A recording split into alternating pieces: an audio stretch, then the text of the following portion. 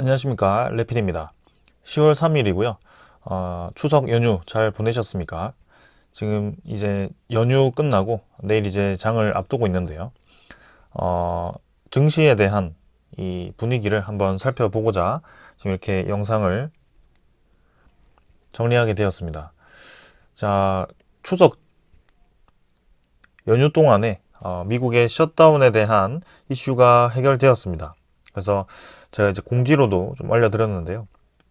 45일 동안 유예를 가지는 그런 미국의 디폴트를 임시 예산안을 이제 통과를 시켰습니다. 계속해서 미국이 최근에 이 상하원 쪽에서 공화당과 민주당의 그런 갈등으로 이 예산안에 대해서 이 예산을 줄여라 혹은 예산안을 그대로 통과시켜야 한다라는 그런 대치 구도로 진행이 되고 있습니다. 그렇다 보니까 셧다운이 된다라는 것은 이 예산안이 통과가 되지 않았을 때 거기에 대한 국가 이 채무가 이제 더 이상 상환할 수 있는 능력이 안 된다라는 거죠. 미국 자체에서 이제 디폴트가 일어나는 정말 이제 어이없는 상황이 발생을 하는 것입니다. 그렇기 때문에 디폴트가 이제 최악의 상황인 거고 그런 상황이 일어나지 않아야 되는데 이제 정치적인 이슈로 계속해서 끝까지 그런 상황들을 끌고 가서 대치를 시키는 상황입니다. 일단 시간은 다시 45일을 벌었고요. 45일 뒤에는 다시 한번 이 예산을 통과시켜야 되는 상황입니다. 그래서 10월 3일이기 때문에 45일 뒤라고 한다면 이제 12월 달이겠네요. 12월 중순 정도가 될 것 같습니다. 그 연말쯤 해가지고 또 한번 미국의 디폴트 이슈가 다시 주목을 받을 가능성이 있습니다. 그래서 이 예산안이 지금 계속해서 이 민주당은 이제 그대로 진행시키려고 하는 것이고 공화당은 줄이려고 하다 보니까 상대적으로 지금 의견이 맞지 않는 상황입니다.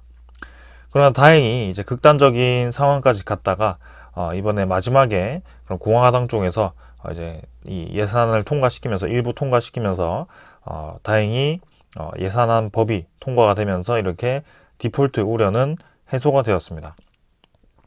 자, 그러나 우리의 이 생각만큼 지금 증시에 대한 분위기가 좋지만은 않은 것 같습니다.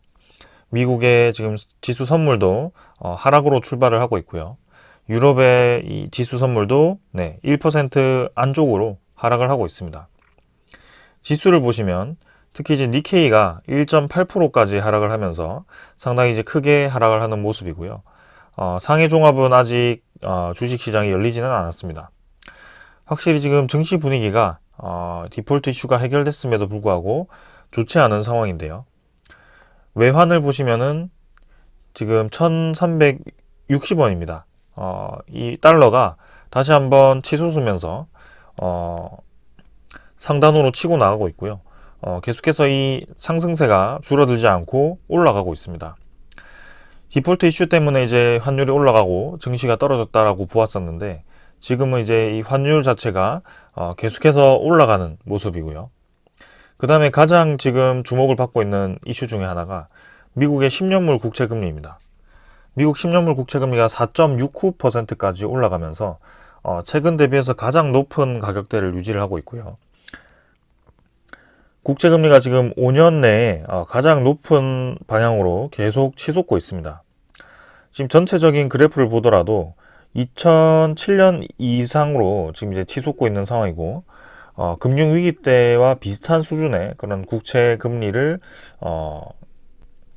유지하고 있습니다.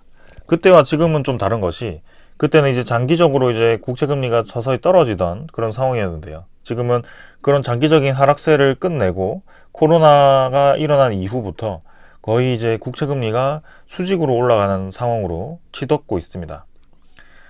이 그래프는 사실 이전에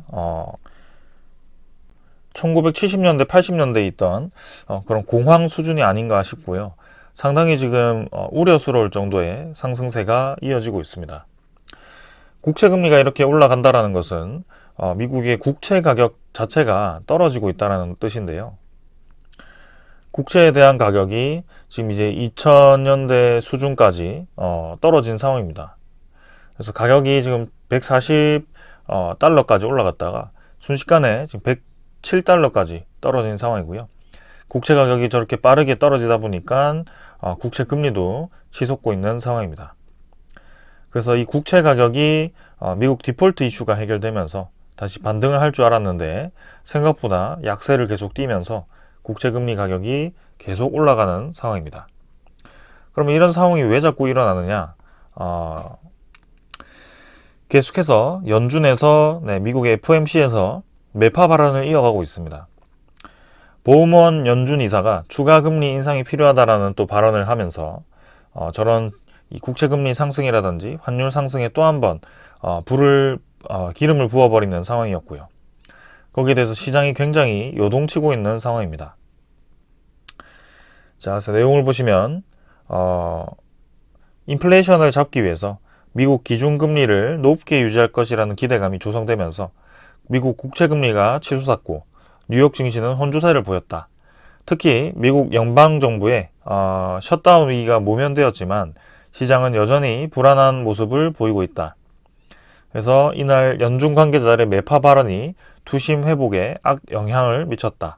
그래서 미셸 보우먼 연준 이사가 인플레이션을 제때 2%로 되돌리기 위해서 추가 금리 인상이 필요할 것이고 그 인상이 계속될 것이다 예상하고 있다라고 되어 있습니다.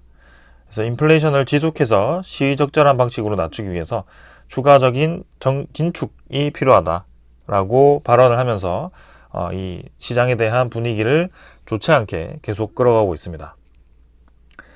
사실상 이러한 움직임은 우리가 이전에도 계속 예상이 되었던 것이고 추석 전이나 추석 이후나 사실 큰 변화가 없었고요.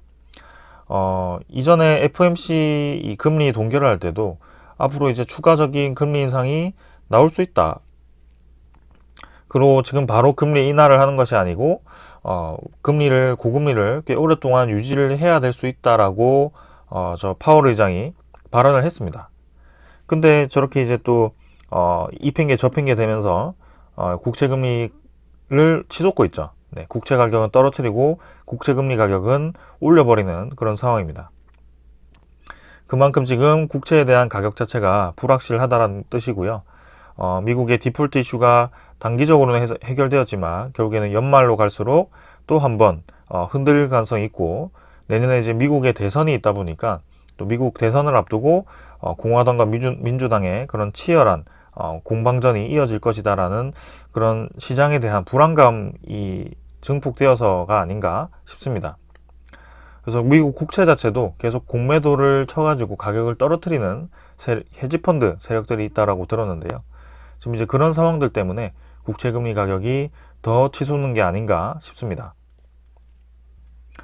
거기에 이어서 그런 고금리가 계속 유지가 되었을 때 그런 신흥국들의 부채가 이제 견딜 수 있는지 미국은 그렇다 치고 그런 나머지 국가들이 이제 기초 체력이 충분한지가 중요합니다.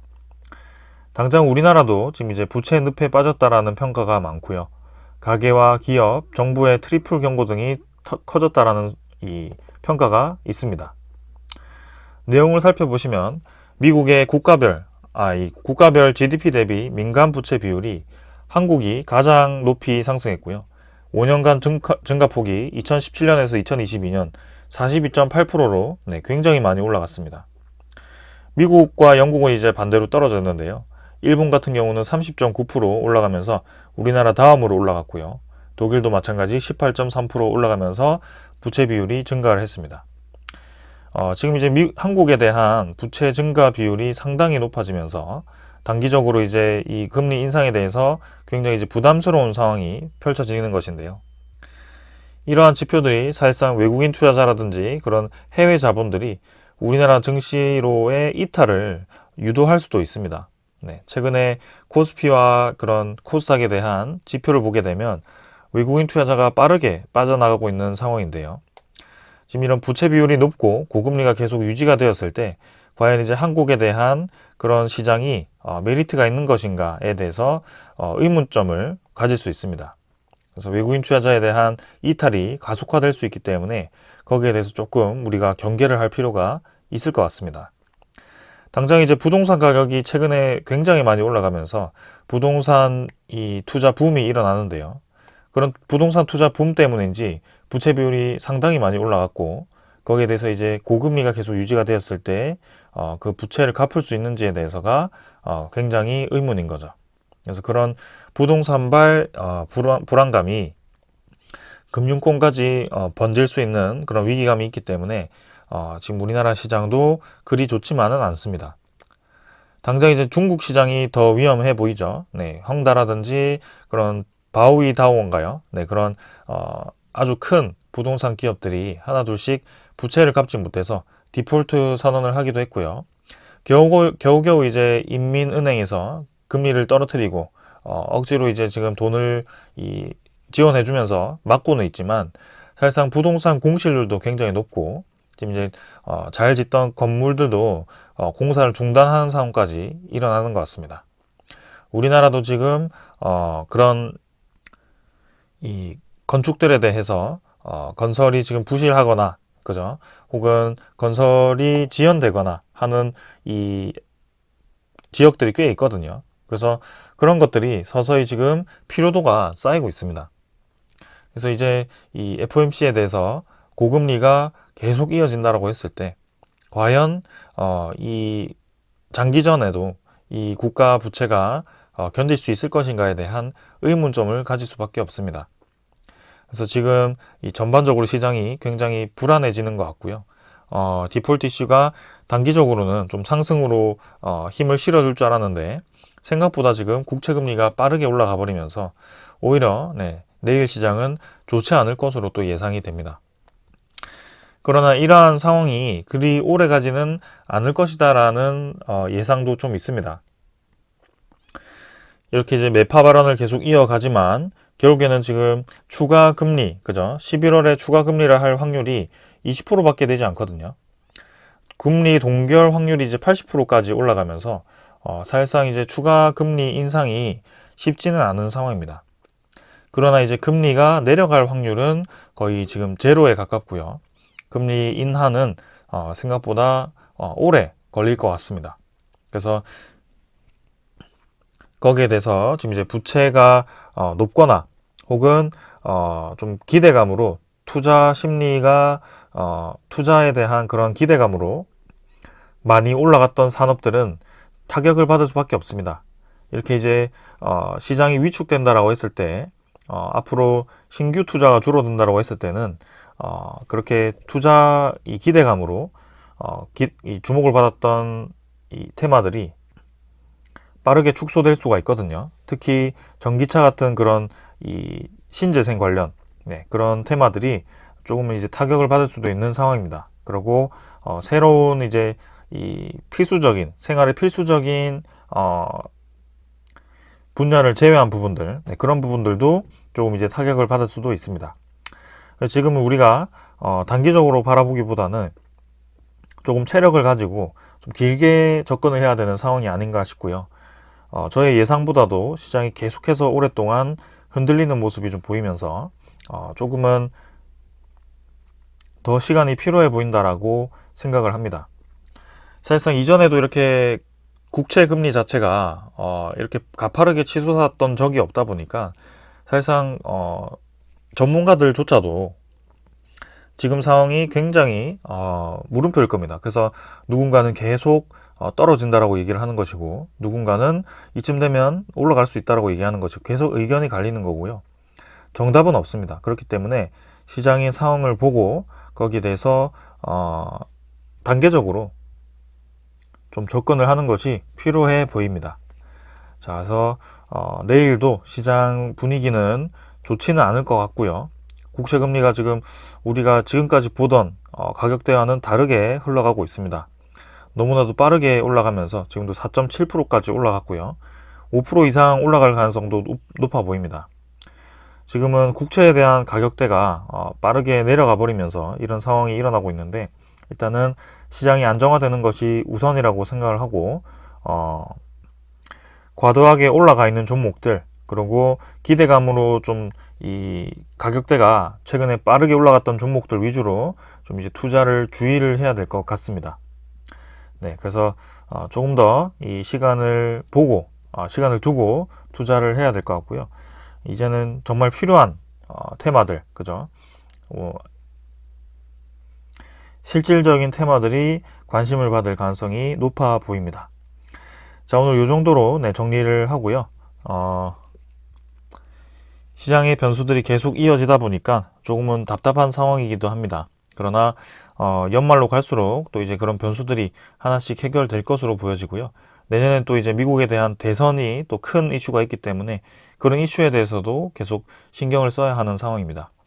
일단은 시장에 대한 분위기가 빨리 개선될 수 있도록 지켜보도록 하고요.